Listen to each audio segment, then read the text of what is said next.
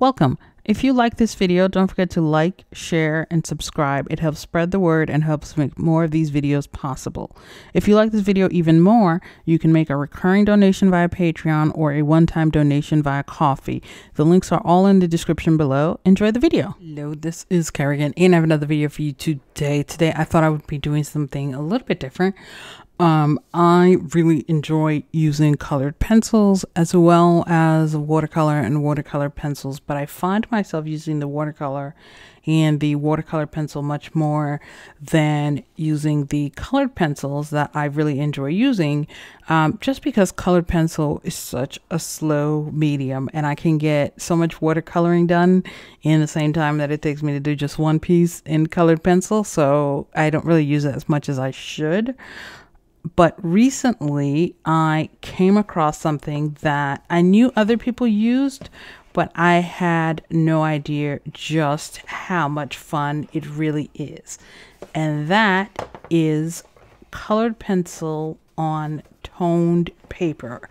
And I just really enjoyed it. It was way faster than I am used to using on colored pencil because that mid-tone is already there for you.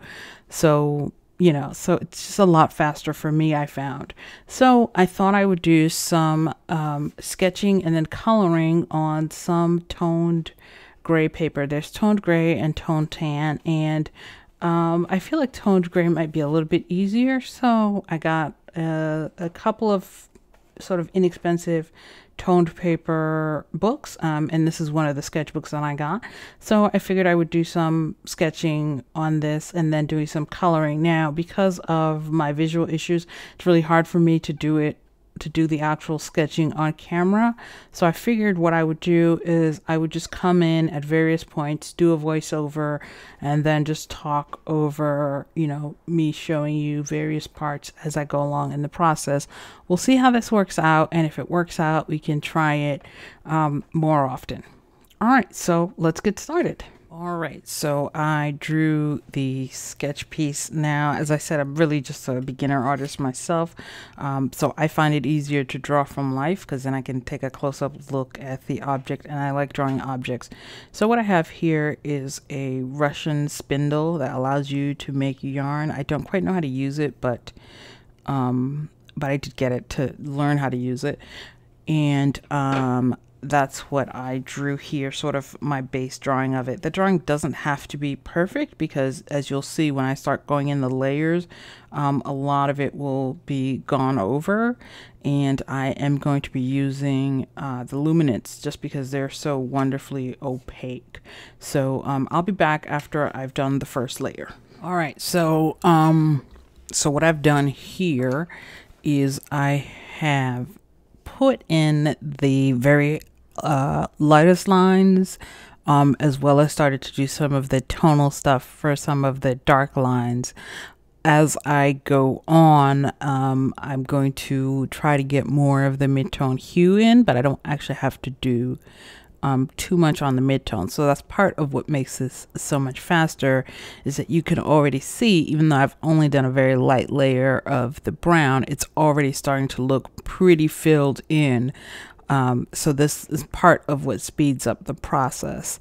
So then I'll go back in with some more light layers, and you're going to see this just come together really quickly. All right, next layer is up and running. As you can see, I'm not really putting in a lot of colors, but it's building up pretty fast. And I really enjoyed that. So I just put in a layer of Castell earth.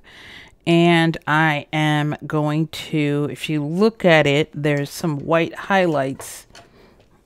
It's quite shiny, but there's some very strong highlights at the ends, but there's also some very mild highlights down the middle and some extremely mild highlights on this end here. So that's what I'm going to try to do. More layers have been added. This time I just put in another layer of Castell earth. I think it needs some burnt sienna.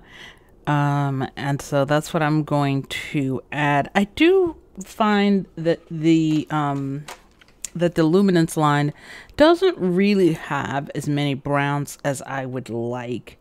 There's raw umber, but there isn't really a burnt umber for reasons that I don't understand. Burnt umber is a pretty typical color, so I don't understand the lack of a burnt umber, but that's neither here nor there.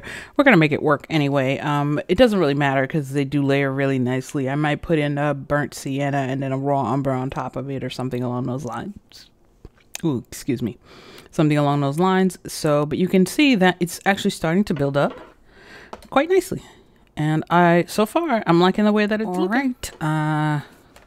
So I think this really only needs 1 or 2 more layers here. I put in the burnt sienna, which I think you can see the burnt sienna over the Castell earth. And so now I'm going to go back in and put in a little bit more burnt sienna and maybe another layer of Castell earth. But you can see that it's actually coming together quite nicely, and you can see the original here.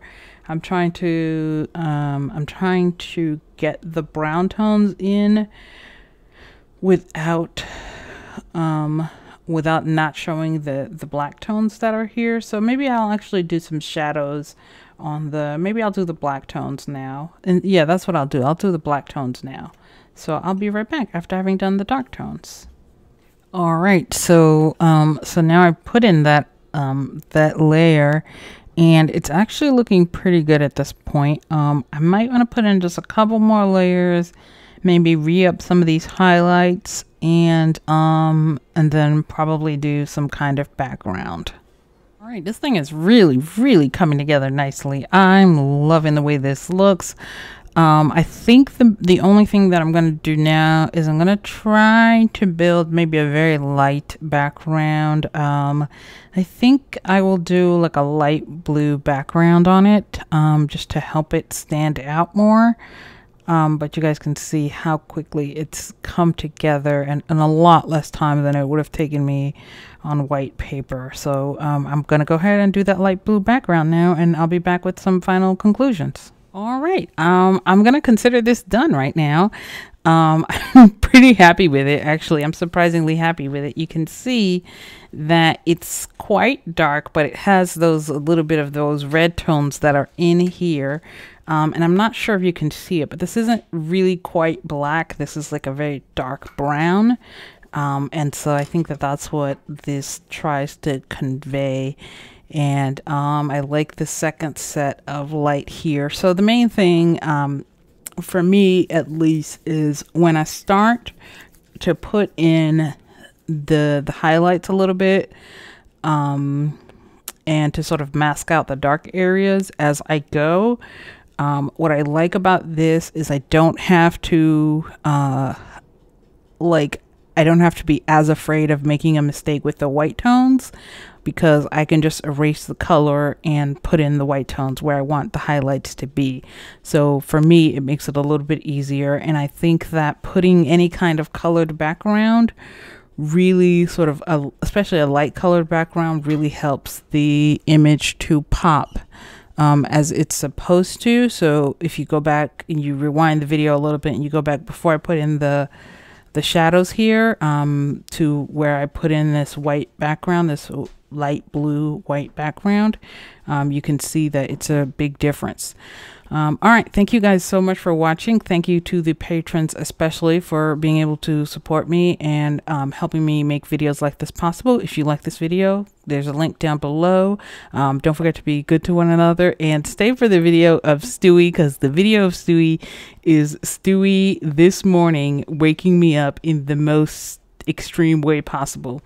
And if you guys have any questions, or you guys would like to see more of these videos, let me know down in the description, and I will see you guys next time. Bye.